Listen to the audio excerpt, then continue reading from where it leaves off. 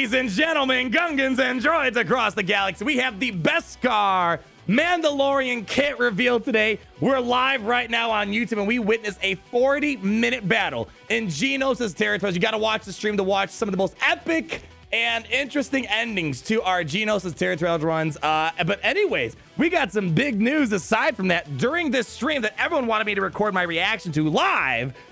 And man, Beskar Mandalorian looks to be a ton of fun. A quick summary on what is to come. We were told earlier last week and accidentally last week that Mandalorian Beskar Armor is going to be a journey event, and you just need 7-star characters. There's no hard mod requirement, no hard gear requirement, and they're going to be putting Queel and IG-11 on an expediting farming process starting on December 16th. 2020 on the Cantina table. You'll be able to farm both of those characters at the same time while you're farming your relics and characters. Fantastic stuff. But we're going to read the kit reveal and the little spoiler for what is to come in 2021. We got the Mandalorian Armorer coming to Galaxy Heroes next month. And we were told that we're supposed to get Season 2 characters from Mandalorian. To my recollection, this character is a Season 1 character still. So it still seems like we're playing around with Season 1 characters. So I'm definitely expecting Dark Trooper to come perhaps for the Season 2 characters. A lot of characters from Season 2 that I think could come to Galaxy Heroes. All I can say is I'm happy that Galaxy Heroes is milking the Mandalorian. Lots of fantastic characters, and this character looks to be so much fun. And we're even going to get an ability for the child where he's going to come out and do the magic hand thing. Ain't that right, baby? Oh, I need to pet you after this crazy little grand arena today in our crazy territories. Put your hands up. Put your hands up, baby. Show them the power. All right. Let's do this kit reveal, guys. I'm really hyped for this character. I'm really looking forward to it. You guys know where to be. We're going to be doing the event live, and we're going to be testing out this character extensively. And it looks like we're going to have Darth Revan, Jedi Revan, gas type of viability here. Biggest downside is we don't have a bounty hunter tag on this character. I think from a lore perspective, he is still a bounty hunter. He's still a part of the Bounty Hunters Guild. But I'm thinking from a balanced perspective. As the chat pointed out earlier on, it might be a bit broken if he was a bounty hunter, but we have an attacker, leader, scoundrel tag, and man, Queel and IG-11 are going to be insane with this character. First ability, basic, deft, strike. Deal physical damage to target enemy and inflict damage over time for 3 turns. If they're already debuffed, deal damage again. Nice basic. Nice basic. If he's an attacker, I'm hoping for really solid damage. And here we go. We got whistling birds, baby. No rifle disintegration, but man, this looks to be really powerful. Nonetheless, 4-turn cooldown right here. Discipline setup. The Mandalorian Beskar Armor. A little debate whether that's a good name for him. I think it's a bit of a mouthful. I think it would have been cooler to call him Din Djarin, but he wasn't really referred to that. They called him Mando. Anyways, the Mandalorian gains 1 stack of whistling birds for each enemy, max of 20 stacks, and he may only use swift takedown the next time he uses an ability. And until the Mandalorian Beskar Armor uses swift takedown, he can't assist or counterattack. He ignores stealth and taunt. Fantastic. And he gains 1 stack of whistling birds whenever an enemy takes damage. This stacks up to a maximum of 20. So you're going to be unleashing havoc when you do finally unleash those whistling birds. Whistling birds last until swift takedown is used or until the Mandalorian Beskar Armor is defeated. And what they do is you deal true damage to the target enemy for each stack when using a swift takedown. So although we don't have a disintegrate like the non-Beskar edition of Mandalorian, this still should be some pretty massive damage right here if all goes well. And here we go. We got the wonder of the Force, little baby Yoda spawning onto the field. We were kind of wondering, will they ever release a standalone Grogu? It doesn't look like it's going to happen. But this is kind of the next best thing because we don't want to be punching babies. What are you, a scout trooper on Navarro? Nobody likes those guys, not even me. Wonder the Force, cooldown of Cuatro. Dispel all debuffs. Holy cow. On all scoundrel allies. Chat's going crazy right now as we're recording. And equalize their protection. All scoundrel allies recover 20% protection. Remove 20% terminated from all enemies, which can't be evaded. And we're not even done yet. Mandalorian and target other scoundrel ally gains damage immunity for 1 turn, which can't be copied, dispelled, or prevented, and tenacity up for 2 turns. And this ability starts on a cooldown.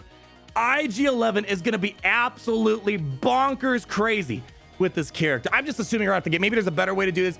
Queel's already got a massive cleanse, turn meter control, and protection regeneration. But imagine giving IG-11 the damage immunity. Holy cow, baby.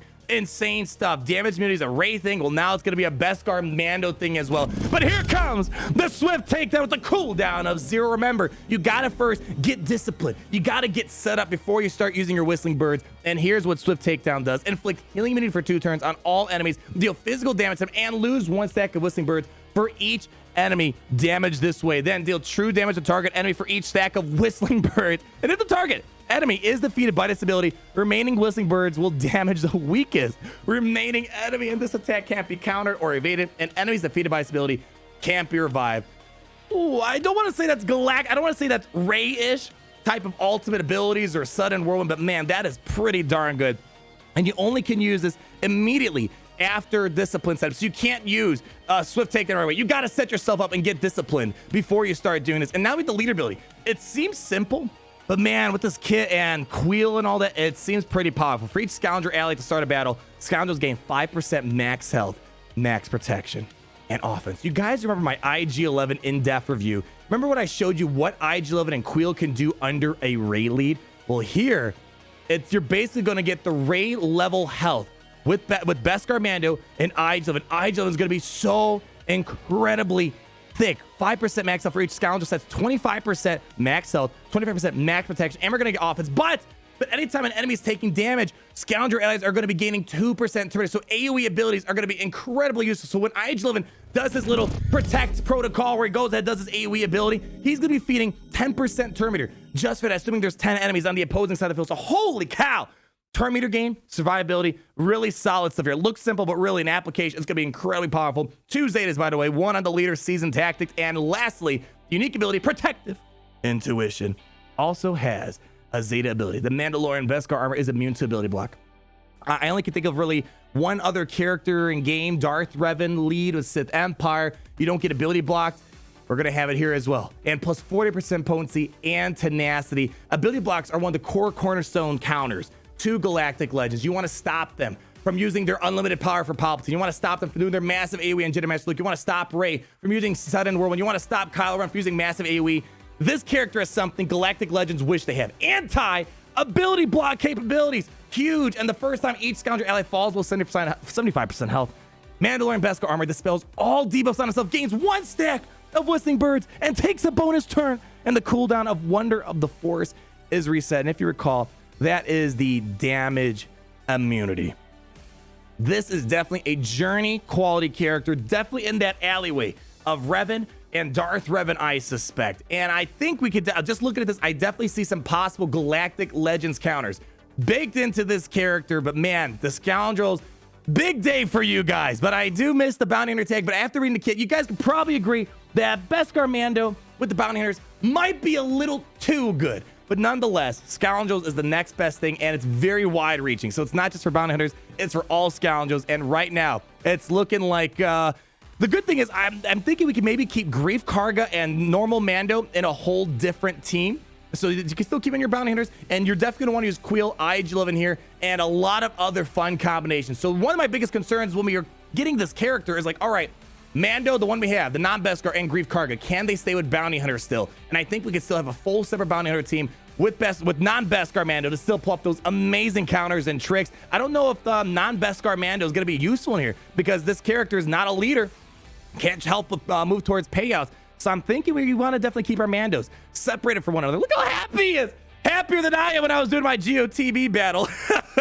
Oh, you guys got to watch the stream to understand what's going on. And lastly, we have a State of the Galaxy. Just it's nice that we're kind of getting back to a somewhat frequent State of the Galaxy progression. So for all this, just kind of summarizing how the year has been going. The challenge tier Rancor raid, the challenge tier Rancor raid, definitely a nice challenge to see in the game. I'm hoping they make some changes so everyone can start making some progress towards the Arrow Magnifiers. We got to talk about that in a different video. Here we got our conversation of where the year has been leading up so far, and we got a little wrap-up summary of Galactic Challenges, new Assault Battle tiers. I will say, beginning of the year was kind of slow, and then it kind of picked up a little with the Darth Vader rework, and then the past 2 months have been fantastic for Galaxiers. So far, they're pulling strong in the end of 2020, but in 2021, one of their biggest things is they're going to improve upon Galactic Challenges. We saw some data mines as well about a Conquest data game mode, not confirmed just yet, but we definitely have some new game modes hopefully coming around the corner in 2021, and some quality of life changes. They want to bring some more events, more exciting Star Wars characters. In 2021, it's hard not to do better than 2020. If these past 2 months are any indication for the future of Galaxy, I'm very excited for 2021. And as we showed at the beginning of this video, Mandalorian, the Beskar Armor. I don't know if she has Beskar, but the Armorer in the Mandalorian is coming to Galaxy. There's no kit reveal. I'm assuming it's a marquee character happening next month. And this is a season 1 character. We were confirmed. Season 2 characters are coming to Galaxy of Heroes. So we still have more Mando stuff coming. Baby. I'm loving what we're seeing. Let's hope it looks good. Again, the Mandalorian event is supposed to be on December 16th, as well as the drops for I7 and Quill inside a cantina table. And you better believe we're going to be putting on a show for the Beskar Mando. I know Kathleen Kennedy's going to call and ask, can we copyright that intro? Don't you worry. Guys, thank you so much for coming out. Thank you, chat, for hanging out with us today during our live stream. Everyone say hi to your moms, your dads, your wife, your fiancés, your husbands, your dogs, your cats, your grandpas, whatever it might be. And each and every one of you guys, like, if you did enjoy the video, comment down below and all your beautiful thoughts. And be sure to subscribe so you're not missing a thing, because the chat knows. Why do we ask him to subscribe? Why do we ask him? Oh, because it's great to be in the Empire today. I'll see you guys later.